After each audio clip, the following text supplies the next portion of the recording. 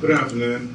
On behalf of the Bermuda Cricket Board, we'd like to announce the announcement of our T20 All-Star Classic match that will be held this weekend on Saturday at White Hill Field. This All-Star match is come part of the Cricket Committee, so at this time I'd just like to move over and at the Cricket Committee Chairman I'll give you all the information about the All-Star match. Thank you. Good afternoon. This All-Star match is something that we've talked about for many years in Bermuda. Not necessarily just as an All-Star, but it's somewhat of a chance to showcase the players who are on the verge of making the national teams. And not having no real cricket in Bermuda outside of league cricket to showcase them, we thought that this tournament here would be an ideal tournament for them this competition would be an ideal competition for them to showcase themselves.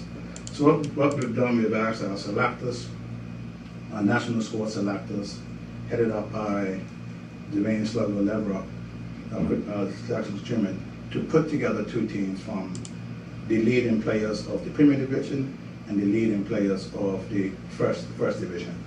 The criteria to qualify was that they played 6 games in the Premier and 4 games in the First Division, and most clubs understood the rationale behind that. On Saturday, they'll be playing at White Hill Field. The first game starting at 11 o'clock, the second game starting at 3. Yes, they will be wearing their club colors for the first year, and this allows their fans to come out and not only root for their team, but root for their special player from their club. At this time, I asked Ms. Roseanne Simons, the Marketing and Development Manager, to come and name off the teams, please. Good afternoon, all. So we're going to start with the First Division. Presidents 11, Regina Smith, wicketkeeper, Jaden Mandos, Kushai Darrell, Kofi Robinson, captain, Sean Riley, Makai Young, Kareem Hollis, Corey Burgess, Philip Thomas, Jody Maroney, and Makai McGowan. Reserves, Akeem Idle and Shane Robinson. And the team's going to be coached by Lorenzo Tucker and Shane Hollis.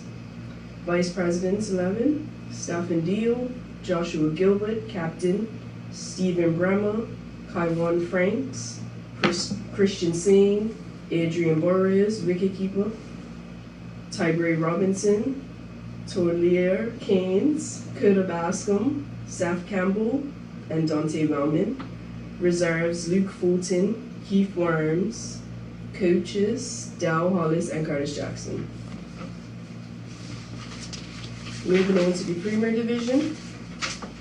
For the Presidents 11, we have Taryn Frey, Trevor Gibbons, Jerry Blakeney, Tamika Wilson, wicketkeeper, Makai Simmons, Dalen Richardson, Jordan De Silva, captain, Joseph Baisden, Isaiah Richardson, Quasey James, and Detroit Smith.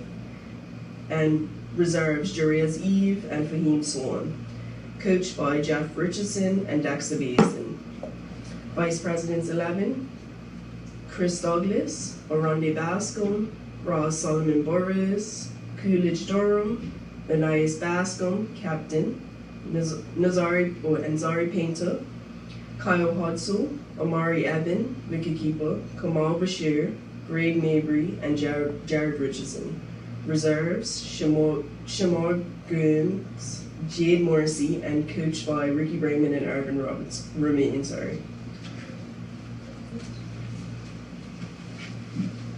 at this time, we'd just like to thank our fans and our cricket fraternity for the season that we had under this COVID-19 situation.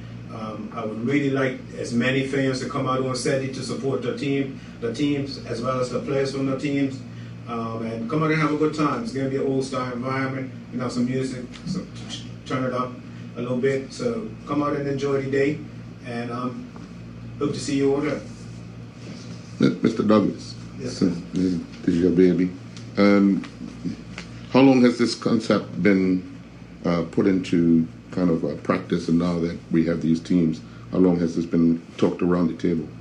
It was talked around earlier, but it was really like in the last couple of weeks we just really tried to push it to get it through. We realized that it, again, because of COVID, it allowed us to do some things differently, and we thought this was an opportune time to push it out. Well, obviously these players, have they been informed prior to this, or this is them being informed?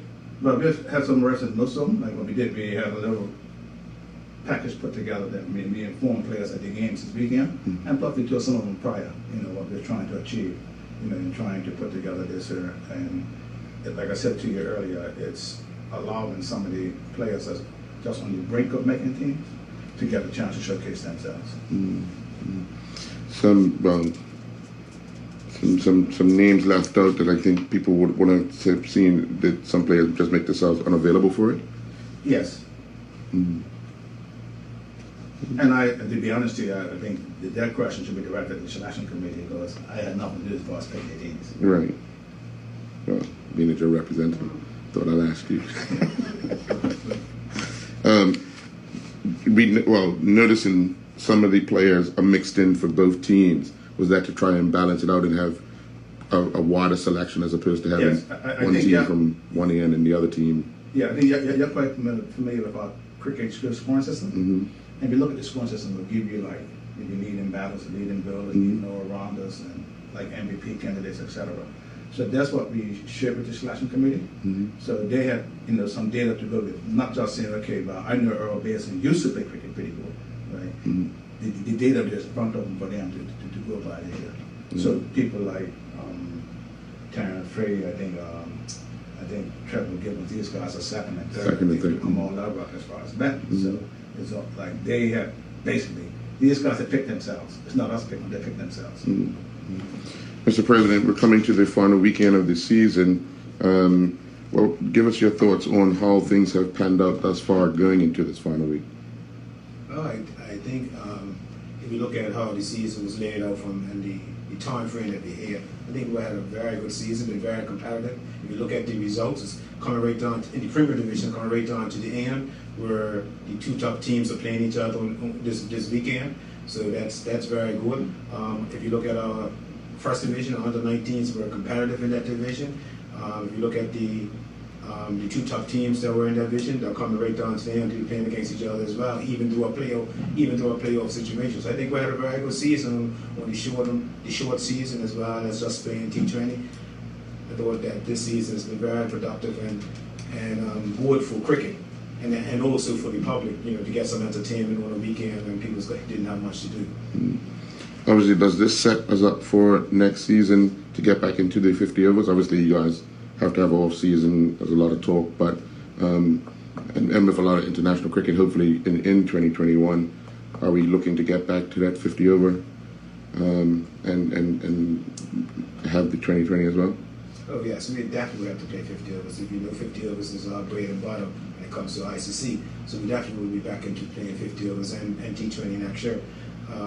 As next season's coming right now, we're definitely looking at, we're going to have some T20 qualifiers for our senior team, and we're still looking to, and the ICC is still looking to have the under 19 tournament next year. So international fixtures are going to be there for our country. All right. Yeah.